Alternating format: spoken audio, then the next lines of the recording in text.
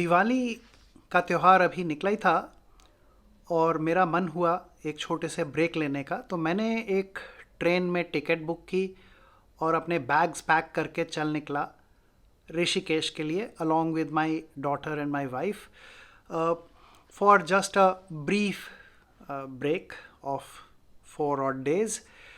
और ट्रेन का जर्नी बहुत इंटरेस्टिंग लगा। बहुत टाइम के बाद मैं भी ट्रेन में ट्रैवल कर रहा था और हम ट्रेन से पहुंच गए हरिद्वार। हरिद्वार से एक छोटी सी कैब राइड हमने ली, करीब 1 घंटा लगा हरिद्वार से ऋषिकेश पहुंचने में होटल तक। होटल हमारा था ऋषिकेश के तपोवन एरिया के अंदर और वहां पहुंचकर कुछ देर हमने किया आराम और फिर एकदम से निकल पड़े एक इंटरेस्टिंग से कैफ़े के लिए। ये कैफ़े कहलाता है the Beatles cafe. The Beatles cafe एकदम गंगा के किनारे पर है और यहाँ से गंगा का बहुत ही खूबसूरत व्यू मिलता है। ये खाना भी अच्छा सर्व करते हैं। The food and drinks are nice. अगर आप कभी ऋषिकेश जाते हैं तो आप ज़रूर इस कैफ़े में जाएं। आप व्यू तो कम से कम एंजॉय करेंगे ही और खाना और ड्रिंक्स भी यहाँ अच्छा है। You can definitely try it. We liked it. Hopefully you will also like it.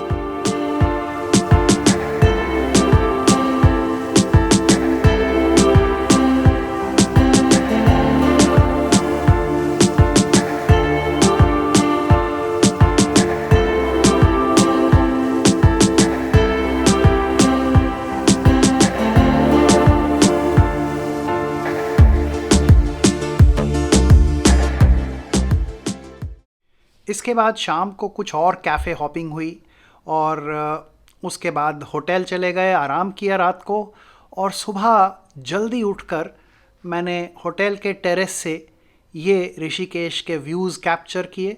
सुबह के टाइम ऋषिकेश बहुत खूबसूरत दिखाई देता है और आप इन विजुअल्स में ये देख सकते हैं कि ऋषिकेश सुबह के टाइम कितना खूबसूरत लगता है। एक बड़ी इंटरेस्टिंग बात मुझे यहाँ लगी कि 15 अगस्त को बीते काफ़ी समय हो चुका है, लेकिन होटल की टेरेस के ऊपर तिरंगा थोड़ा जर्जर हो चुका था लेकिन लहरा अभी भी रहा था।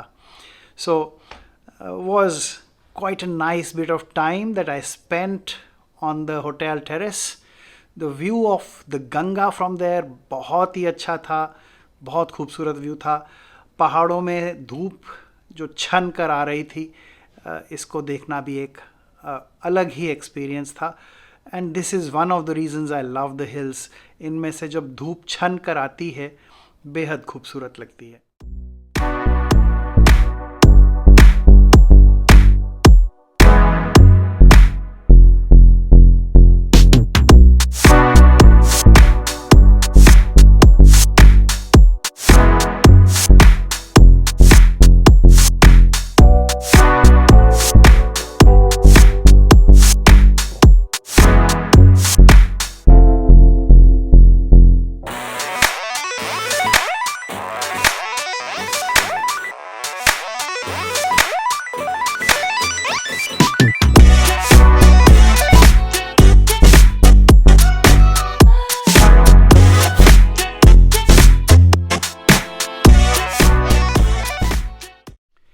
इसके बाद हम निकल पड़े नीलकंठ महादेव की यात्रा पर।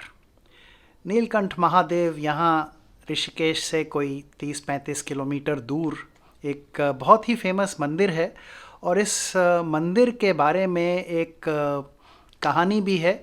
और वो कहानी ये है कि जब सागर का मंथन करने के बाद विष और अमृत निकले तो देवता बहुत घबरा गए विष को देखकर।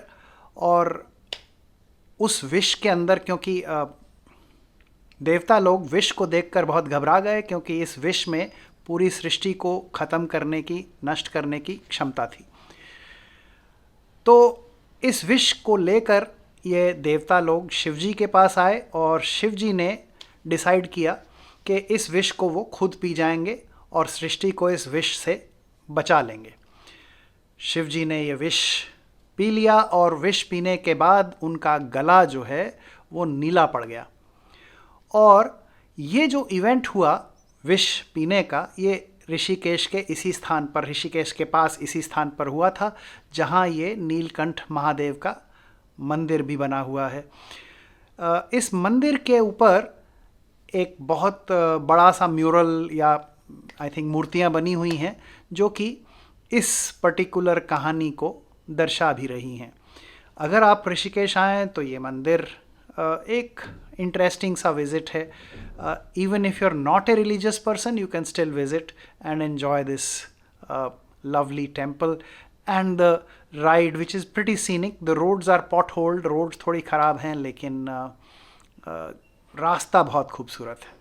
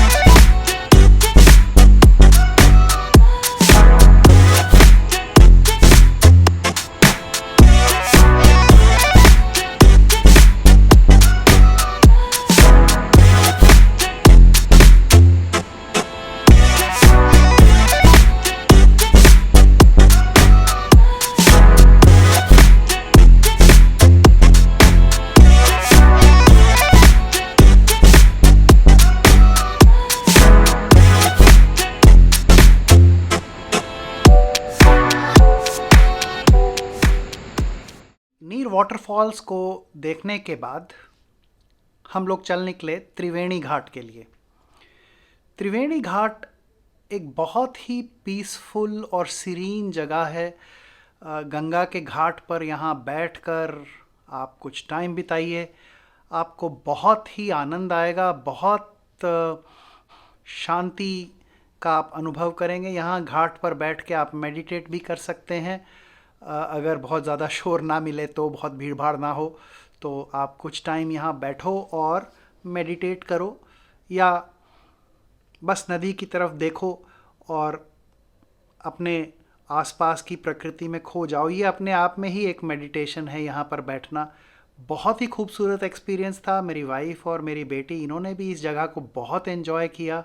As you can see in the visuals that follow here, we really enjoyed त्रिवेणी घाट। और यहाँ की जो बहुत ही फेमस आरती है वो भी हमने अटेंड की। इसके भी विजुअल्स आप यहाँ देख सकते हो। It was a lovely beautiful experience.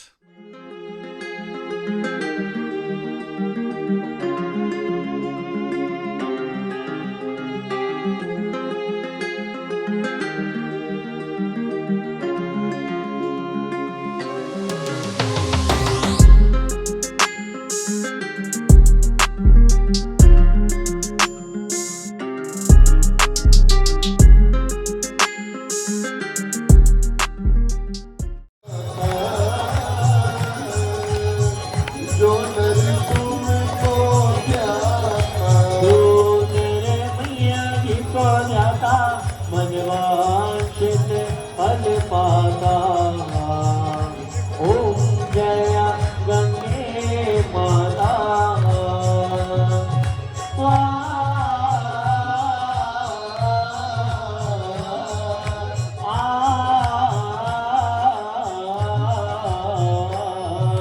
चंद्र सी ज्योत तुम्हारी जल निर्मल आता गंगे माँ गंगे माँ गंगे माँ गंगे माँ गंगे माँ गंगे माँ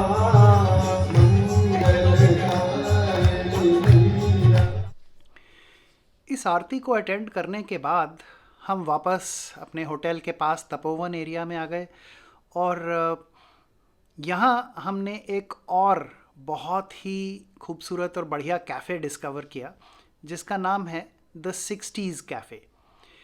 ये भी बीटल्स थीम्ड कैफ़े है, इसमें भी बीटल्स के ऊपर ही थीम बनी हुई है। यहाँ गंगा का उतना अच्छा नज़ारा तो नहीं है, लेकिन खाना यहाँ का हमें सबसे अच्छा लगा पूरे ऋषिकेश के अंदर। तो ये द 60s कैफ़े तपोवन में बद्रीनाथ रोड के ऊपर है। It is a really beautiful cafe, बहुत अच्छा यहाँ खाना है, बहुत अच्छी सर्विस है। You will really enjoy the food here. It's one place that I will recommend very, very highly. If you happen to visit Rishikesh, please make sure that you visit the 60s Cafe.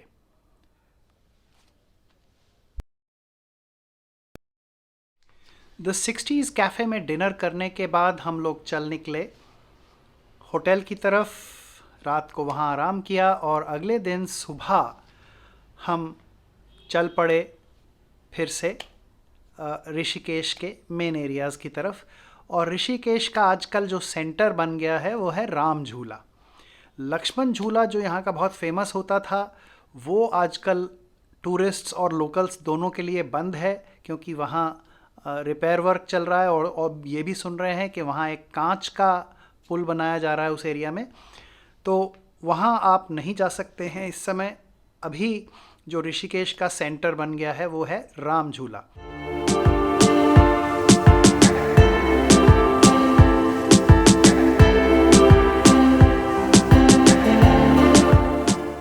Ram झूला के पास हम पहुँचे। राम झूला cross करके जब दूसरी तरफ गए तो वहाँ हमने डिस्कवर किया एक बहुत ही खूबसूरत सा बीच। ये ऋषिकेश और इससे और आगे ऊपर निकलते हैं तो इस तरह के बहुत सारे बीचेस गंगा के किनारे पे हैं, जहाँ गंगा ने बहुत सारी सैंड डिपॉजिट कर दी है अपने बैंक्स पर। बहुत खूबसूरत ये बीचेस हैं। ऑफ कोर्स यहाँ आप समय बिता सकते हैं, यहाँ की सीरेनिटी एंजॉय कर सकते हैं। ऑफ कोर्स ये कोई गोवा के बीचेस नहीं हैं, यहाँ बीच शैक्स नहीं हैं और उस तरह का एंजॉयमेंट यहाँ नहीं हो सकता है, लेकिन यहाँ की सीरेनिटी एक अलग ही आनंद आपको देगी।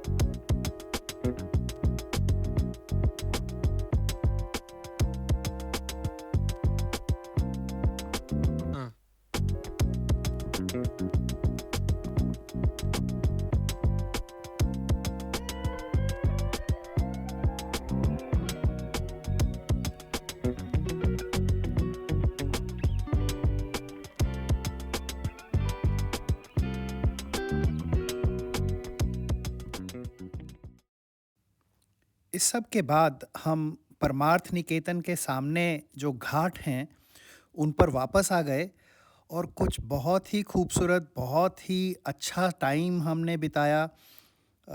बहुत ही सुंदर नज़ारे थे शाम के। आप इन नज़ारों को एंजॉय कीजिए। यहाँ हमारा ऋषिकेश का ट्रिप ख़त्म हुआ और फिर अगले दिन हम वापस आ गए। Yeah.